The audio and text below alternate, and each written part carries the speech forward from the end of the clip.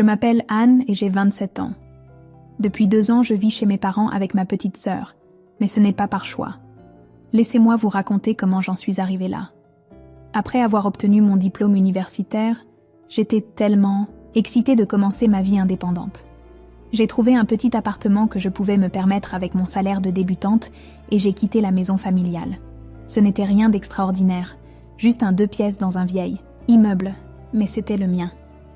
Enfin, en location, mais vous voyez ce que je veux dire. J'avais le rêve d'économiser assez d'argent pour acheter mon propre logement un jour, alors j'ai commencé à vivre sobrement. Je préparais mes déjeuners pour le travail, je limitais les sorties au restaurant à peut-être 1 fois par mois, je faisais mes achats dans les friperies et je conduisais ma vieille Renault Clio que j'avais depuis mes années étudiantes. Ce n'était pas glamour, mais j'étais fière de voir mon compte épargne grossir mois après mois. Ma sœur Lise était tout mon contraire. 6 ans plus jeune, elle n'avait que 17 ans quand j'ai déménagé et elle était clairement la préférée de la famille. Maman et papa lui donnaient tout ce qu'elle voulait. Des vêtements de marque, le dernier iPhone, du maquillage cher. Ils la laissaient même emprunter leur voiture plus récente quand elle le voulait. Chaque fois que je rendais visite à mes parents pour le dîner dominical, Lise faisait exprès d'exhiber la nouveauté qu'elle avait reçue cette semaine-là. « Anne, regarde mon nouveau sac Gucci. N'est-il pas magnifique ?» gloussait-elle, sachant très bien que je ne pouvais rien m'offrir de tel. « Oh, c'est le même pull que tu portais sur tes photos Facebook d'il y a 3 ans ?» J'essayais d'ignorer ses commentaires. « Il est encore en bon état? Pourquoi le remplacerais-je ?»« Parce qu'il est tellement démodé. Mon Dieu, Anne, tu t'habillais comme une grand-mère, » disait Lise en riant, cherchant l'approbation de nos parents. Maman et papa ne disaient jamais rien quand elle agissait ainsi. Ils se contentaient de sourire avec indulgence ou de changer de sujet. Je suppose qu'ils pensaient que c'était juste des taquineries sans méchanceté. Pendant ces années, j'ai travaillé dur à mon poste en marketing et j'ai continué à économiser.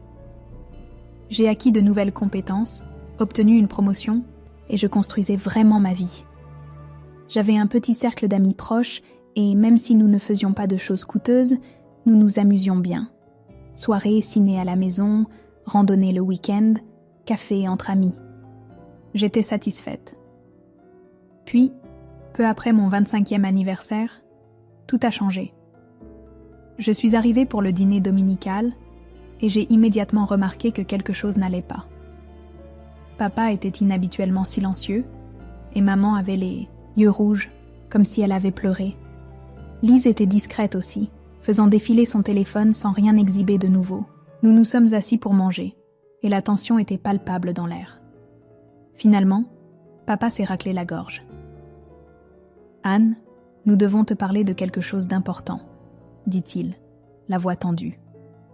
Maman a tendu la main et a serré la sienne. « Ton père a perdu son travail la semaine dernière. L'entreprise réduit ses effectifs et ils ont licencié tout le monde dans son service. » J'ai posé ma fourchette. « Je suis tellement désolée, papa, c'est terrible. » Maman a commencé à tortiller sa serviette entre ses mains. Le truc, Anne, c'est qu'on ne sait pas comment on va s'en sortir financièrement.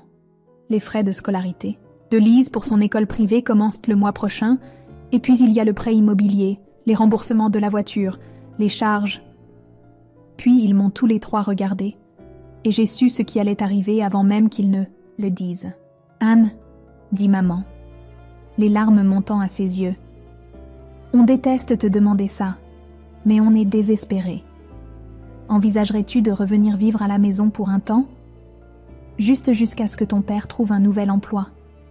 Si tu contribuais aux dépenses du foyer, on pourrait continuer à payer les études de Lise et garder la maison. » J'ai eu l'impression de recevoir un coup de poing dans le ventre.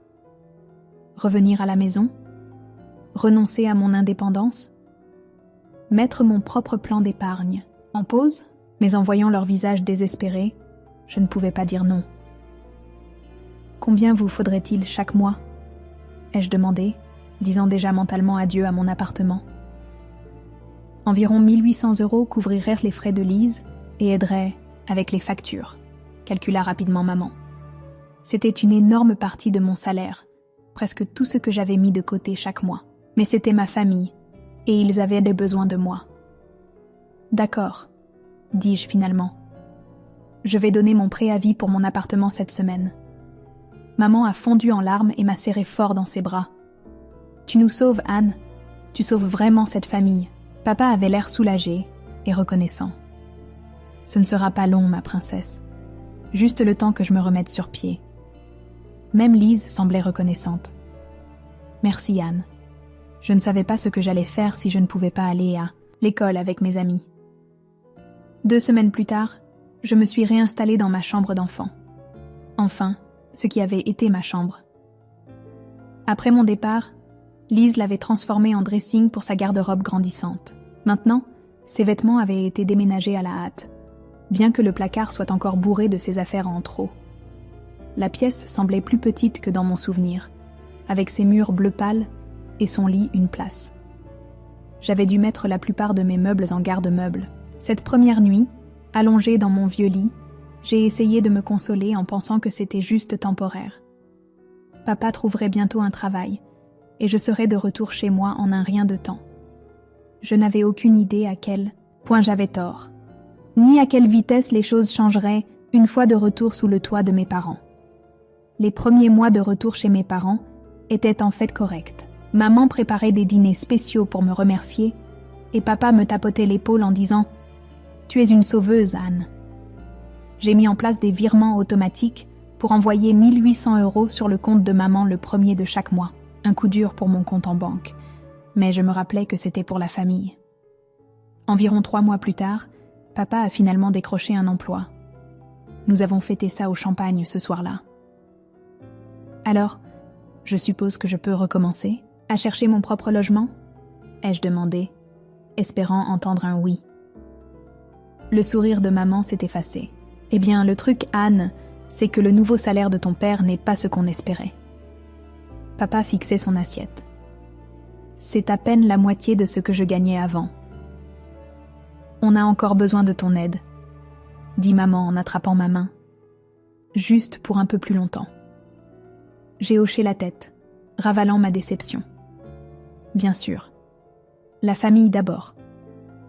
Mais les choses ont progressivement commencé à changer. La gratitude que j'avais ressentie de leur part au début s'est estompée. De petites remarques ont commencé à fuser. « Anne, as-tu vraiment besoin de passer 40 minutes dans la salle de bain tous les soirs ?» s'est plainte maman un soir. « C'est du gaspillage et tu n'es pas la seule à vivre ici. » Mon bain du soir était le seul luxe que je m'autorisais encore. Une chance de décompresser après le travail avec de l'eau chaude et un livre. J'ai réduit à 20 minutes. Puis il y a eu les repas. Maman avait l'habitude de faire mes lasagnes préférées au moins 1 fois par mois. Maintenant, c'était tous les favoris de Lise. Poulet parmigiana, wok, salade sophistiquée avec des ingrédients que je n'aimais même pas. Les petites choses continuaient de s'accumuler. Des courses supplémentaires pour les snacks spéciaux, de Lise, papa me demandant de lui avancer 40 € pour l'essence jusqu'à la paie, maman ayant besoin de 100 € pour un rendez-vous chez le coiffeur parce que sa carte ne fonctionnait pas. Je n'ai jamais revu cet argent. Pendant ce temps, Lise continuait d'apparaître avec de nouvelles choses. Une paire de chaussures chères, un sac à dos de marque, une montre connectée. Où trouves-tu l'argent pour tout ça ? Lui ai-je finalement demandé un jour, après qu'elle soit rentrée en fanfaronnant avec des sacs de shopping. « Mêle-toi de tes affaires », répliqua-t-elle sèchement. « Ce n'est pas parce que tu choisis de vivre comme une pauvresse que je dois le faire. » J'aurais dû insister, mais j'ai laissé tomber. Grosse erreur. Un vendredi soir, je suis rentrée, épuisée après une longue semaine. Mon patron m'avait refilé un projet urgent à la dernière minute, et j'étais restée tard pour le finir. Tout ce que je voulais, c'était mon bain et mon lit. Au lieu de cela, je suis entrée pour trouver Lise qui m'attendait, pratiquement sautillant d'excitation. « Te voilà, j'ai besoin de 700 €, annonça-t-elle sans même dire bonjour. « Pour un voyage avec mes amis le week-end prochain. On va aux Canaries pour 3 jours. Tout le monde a déjà payé sa part. Et tu penses que je vais juste te donner 700 €? Ai-je demandé, incrédule. Son sourire s'effaça. Pourquoi pas? Ce n'est pas comme si tu dépensais de l'argent pour autre chose. Parce que je paie 1 800 € par mois pour faire tourner cette maison. Ai-je craqué? Je n'ai pas d'argent qui traîne pour tes voyages à la plage. » « Mon Dieu, tu es tellement radine, » souffla-t-elle. « Ce n'est que de l'argent. » Quelque chose en moi a cédé. Des années de frustration ont jailli. « Non, ce n'est pas que de l'argent, » dis-je, ma voix montant. « C'est mon argent durement gagné pour lequel je travaille 50 heures par semaine. Peut-être que si tu trouvais un travail, comme je l'ai fait pendant mes études, au lieu de vivre au crochet de tout le monde, tu comprendrais ce que l'argent signifie réellement. » Ses yeux s'écarquillèrent. « J'ai des cours, je n'ai pas le temps pour un travail. » « Je travaillais 20 heures par semaine tout en suivant un cursus complet, » ai-je rétorqué. « Tu es juste paresseuse et pleine de droits. » Le visage de Lise se décomposa et elle se mit à pleurer. Pas des larmes. Silencieuse, mais des sanglots bruyants et théâtraux qui résonnèrent dans toute la maison. En quelques secondes, maman et papa apparurent dans le salon. « Que se passe-t-il » demanda maman, en mettant son bras autour de Lise. Anne m'a traitée de paresseuse et m'a dit que j'avais trop de droits, geignit Lise contre l'épaule de maman. Elle m'a dit des choses horribles. Papa se tourna vers moi, le visage assombri. « Est-ce vrai ?» Elle m'a demandé 700 € pour un voyage aux Canaries, expliquai-je, essayant de rester calme. J'ai dit non, et oui, je lui ai dit qu'elle devrait trouver un travail au lieu d'attendre que tout le monde finance son style de vie. « Comment oses-tu parler à ta sœur de cette façon dans notre maison ?» lança maman. « Votre maison que j'aide à payer ?» ai-je souligné. Le visage de maman devint rouge. « Voilà, chaque fois qu'on a un désaccord, tu nous jettes ton argent ?» À la figure. J'ai regardé leurs visages en colère et l'expression suffisante de Lise derrière ses fausses larmes. Ils ne pouvaient pas voir ce qui se passait ici, ou ne voulaient pas voir. « Très bien, » dis-je sèchement. « Je vais dans ma chambre. » J'ai fermé ma porte et me suis assise sur mon lit, secouée par la colère et la peine. Ce n'était pas ça, une famille. Ça ressemblait à de l'exploitation. Ce soir-là fut le tournant. Après cela, j'ai commencé à prêter plus attention à ce qui se passait réellement dans la maison. Le vendredi, maman, papa et Lise sortaient souvent, prétendant visiter ma tante ou assister à une fonction scolaire. Mais ensuite, je trouvais des reçus de restaurants dans le linge, des endroits chers où je ne pouvais pas me permettre d'aller. Le placard de Lise continuait de se remplir de nouveaux vêtements. Elle a eu un MacBook pour ses cours, puis un appareil photo sophistiqué pour son cours de photographie. Pendant ce temps, je conduisais toujours ma Clio vieille de 10 ans et portais des vêtements jusqu'à ce qu'ils tombent littéralement en morceaux. 6 mois passèrent ainsi, puis 1 an, puis 18 mois. Chaque fois que je suggérais de déménager, il y avait une nouvelle crise financière qui exigeait que je reste. La voiture de papa avait besoin de réparation, le toit fuyait, les frais de scolarité de Lise augmentaient. J'étais piégée dans une situation qui semblait sans fin. Mon rêve de posséder ma propre maison semblait plus lointain que jamais. Et le pire, c'est que ma famille ne semblait même plus reconnaissante. Ils me traitaient comme un distributeur automatique qui occupait occasionnellement de la place dans leur salle de bain. Près de 2 ans s'étaient écoulés depuis mon retour chez mes parents. Mon compte épargne, autrefois en croissance constante, stagnait depuis des mois. Chaque fois que je pensais à quel point j'étais loin de mon objectif de devenir propriétaire, j'en étais malade. La tension dans la maison empirait. J'avais commencé à travailler plus tard juste pour éviter de rentrer. Parfois, je restais assise dans ma voiture sur le parking après le travail, parcourant les annonces d'appartements sur mon téléphone, sachant que je ne pouvais m'en offrir aucun tout en continuant d'envoyer 1 800 € à mes parents chaque mois. Puis vint le jour qui changea tout. Je suis rentrée du travail pour trouver mes parents, et Lise blottit autour de la table de cuisine, regardant quelque chose sur l'ordinateur portable de maman. Ils parlaient avec enthousiasme, mais dès que je suis entrée, ils se sont tus. « Que se passe-t-il » ai-je demandé en posant mon sac à main. Mon anniversaire approchait dans 1 semaine et je me suis dit « peut-être, juste peut-être, qu'il prévoyait quelque chose de gentil pour moi. » Papa s'est raclé la gorge. « Si tu veux savoir, nous planifions un voyage en famille. » Mon cœur s'est un peu soulevé. « Oh, ça a l'air super. Pour mon anniversaire la semaine prochaine ?» On pourrait en faire un week-end. Il y eut un silence gêné. Puis Lisa rit, ce petit rire méchant qu'elle avait depuis l'enfance quand elle savait quelque chose que j'ignorais. « Pas avec toi, dit-elle. Juste nous trois. On va aux Canaries dans 2 semaines. » Je les ai regardés fixement, attendant que quelqu'un dise que c'était une blague. Personne ne l'a fait. Vous partez en vacances aux Canaries sans moi ? J'essayais de comprendre ce que j'entendais. Tu dois travailler, ma chérie, dit maman, comme si cela expliquait tout. On ne pensait pas que tu pourrais prendre de congé. Vous ne m'avez même pas demandé, dis-je, ma voix montant. Et depuis quand pouvons-nous nous permettre des vacances internationales ? Je pensais que l'argent était rare. Lise roula des yeux. Mon Dieu, Anne, ne sois pas si dramatique. Je mérite ce voyage. J'ai travaillé très dur à l'école. Tu le mérites ? Je n'arrivais pas à croire ce que j'entendais. Et moi alors ? J'ai travaillé sans arrêt et je vous ai donné près de 2000 € chaque mois pendant 2 ans. Ça recommence, marmonna papa, toujours à compter les points. Ce n'est pas compter les points que de souligner que je paie pour tout pendant. Que vous planifiez des vacances à la plage sans moi, ai-je crié. Maman porta la main à sa poitrine de cette manière dramatique qu'elle avait.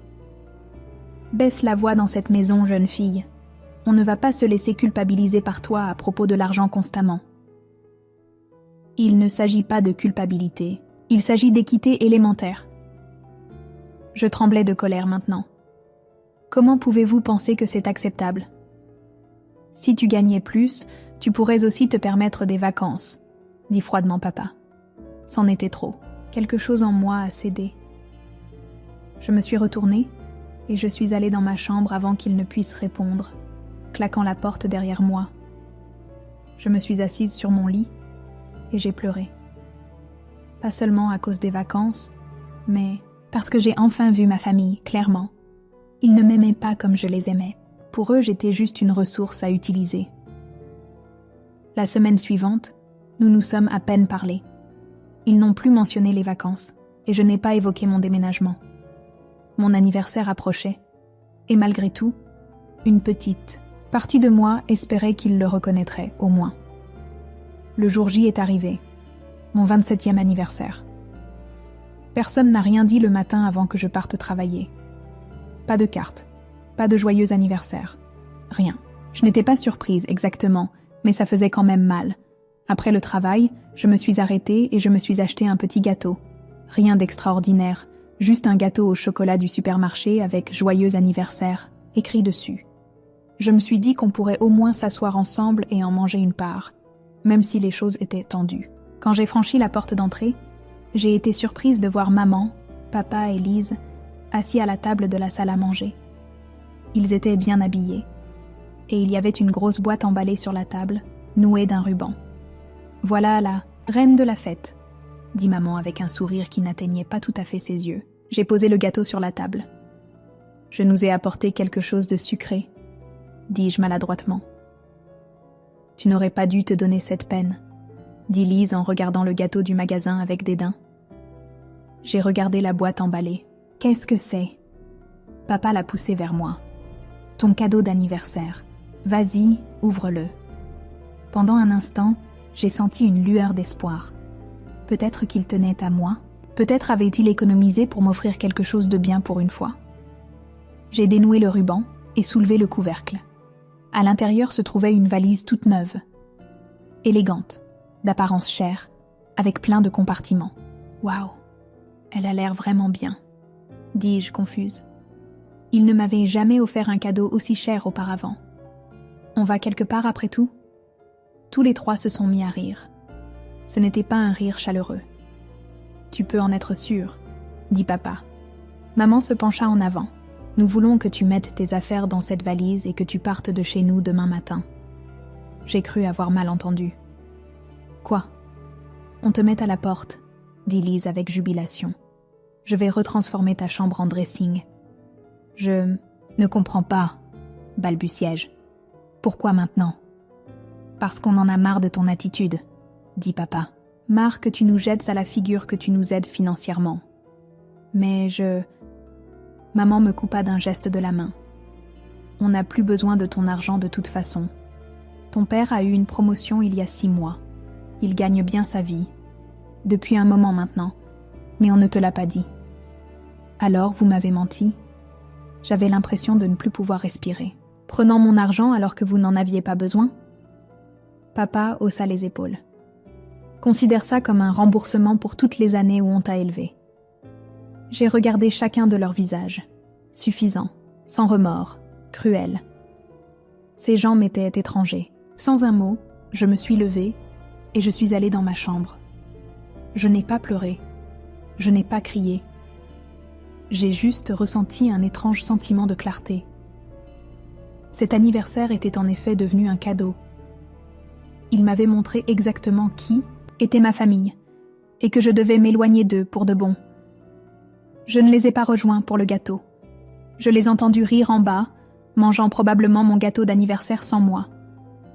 Je suis restée allongée sur mon lit, fixant le plafond, réfléchissant à ce que j'allais faire ensuite. Le lendemain matin, j'ai tout emballé ce que je possédais dans la nouvelle valise et quelques cartons.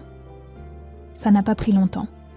Je n'avais pas accumulé grand-chose pendant les 2 années où j'étais revenue.